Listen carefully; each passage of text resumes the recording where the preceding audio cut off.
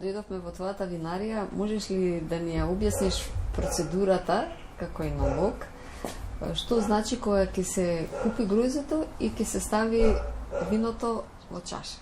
Значи, тоа е еден долг процес кој што бара многу работа и многу труд и љубов кон производот.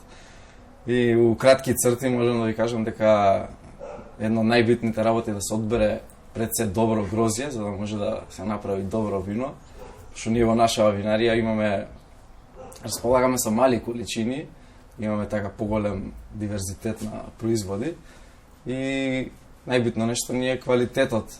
Сакаме да имаме што квалитетни вина, како бели, црвени, така и останатите производи. Значи правиме и селекција на неколку вида на раки. И во кратки црти грозјето, значи одиме неколку пати пред да го купиме грозјето, одиме да го видиме во самото лозје, на самата нива, да одбереме грозје со добар квалитет, сортите кои ни се потребни. Дали е добро поднебје за да има квалитетни сорти? Има традиција? Да, во Македонија има доста добро поднебје за поголемиот број на сорти на грозје и квалитетот најчесто се одредува, има неколку параметри, тоа е самата физиономија на грозјето се гледа, се мераат шекерните единици,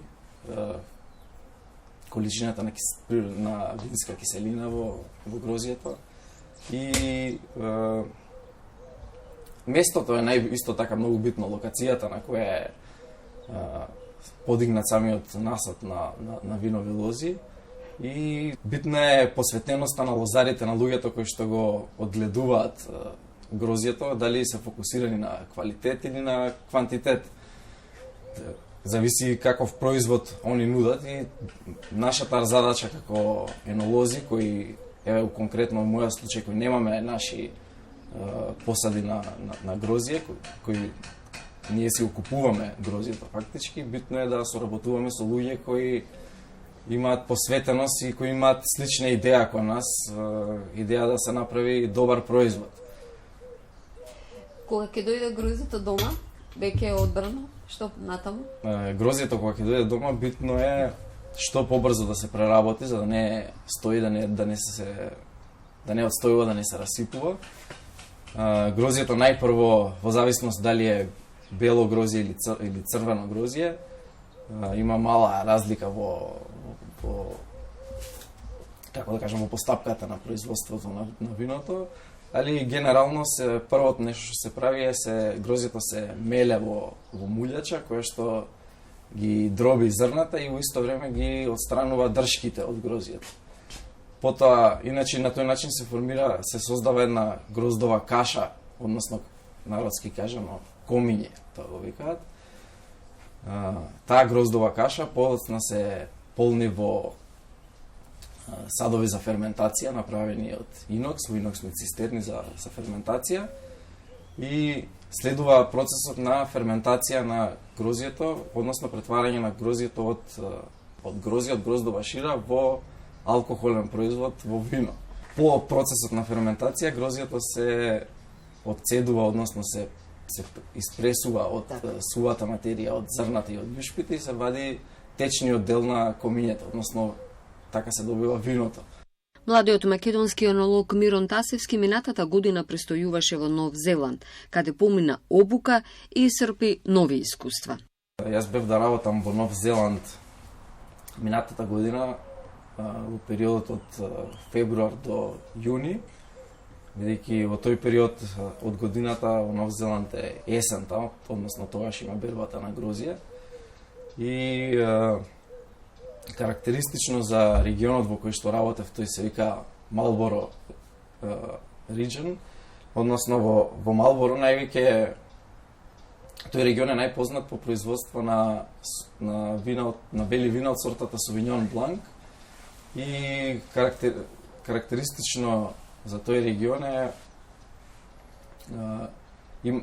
има да речам на некој начин пониски нивоа на помала концентрација на шекер, што подразбира помала концентрација на алкохол во однос на македонските вина и малце поголема киселост. Таква клима и таков тероар има во тој регион на светот. И некако тоа нешто што највеќе го научив во Нов Зеланд во винаријата, можам да кажам, не беше толку поврзано со самиот процес на производство на вино, пошто тој процес е ист сегдека во светот, е доста сличен со нашиот. Најголема разлика имаше во самата, како да кажам, организација во винаријата. Многу прецизно и јасно беше поделена хиерархијата, значи од шефот, па менаџерот, па подменаџерот, па до... Значи обврските строго поделени, многу јасно искажани, кај секого е јасно кажано и прецизно се знае кој и што како треба да работи. Сите добиваат долга, интензивна, практична обука пред да се почне со самото производство на вино.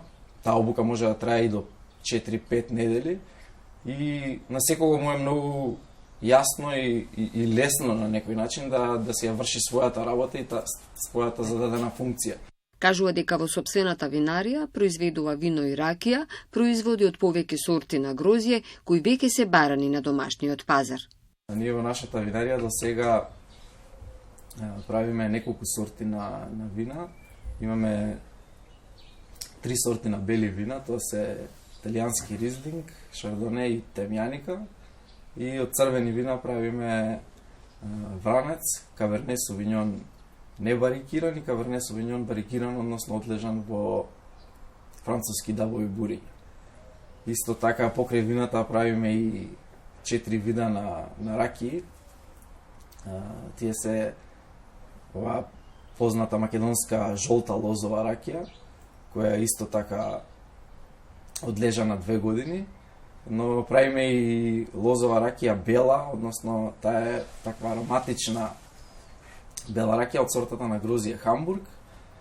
И правиме овошна ракија од јаболки и еден ликер од вишни произведуваме исто така. Ние како една мала винарија и во Македонија има, поготово последниот период, доста мали винарии и кои на некој начин многу се разликуваат од големите индустријски производители на вино, бидејќи самите производи се произведуваат во многу помали количини, се дава поголем акцент на квалитетот. Односно, тоа е нешто најбитно во малата винарија, мора да имате добар квалитет за луѓето кои ќе ги пробаат вашите вина, да видат, да им остави впечаток и да сакаат да купат од тоа ваше вино. Препознатливи. Да, и затоа на некој начин сметам и дека не е некоја, како да кажем, голема конкуренција помеѓу големите и малите винари, како на некој начин две посебни единки се. И исто така добро нешто кај нас е тоа што државата помага со одредени грантови и финансиски средства за отварање на нови мали винари или мали бизниси. Така и ние успеавме да обезбедиме еден грант со која набавивме првичната опрема за да може да стартуваме, да може да почнеме да произведуваме вина. Ова е одличен пример како еден млад стопанственик, во случајов енолог, може да почне бизнис во сопствената држава и успешно и со голема љубов да се посвети на работата.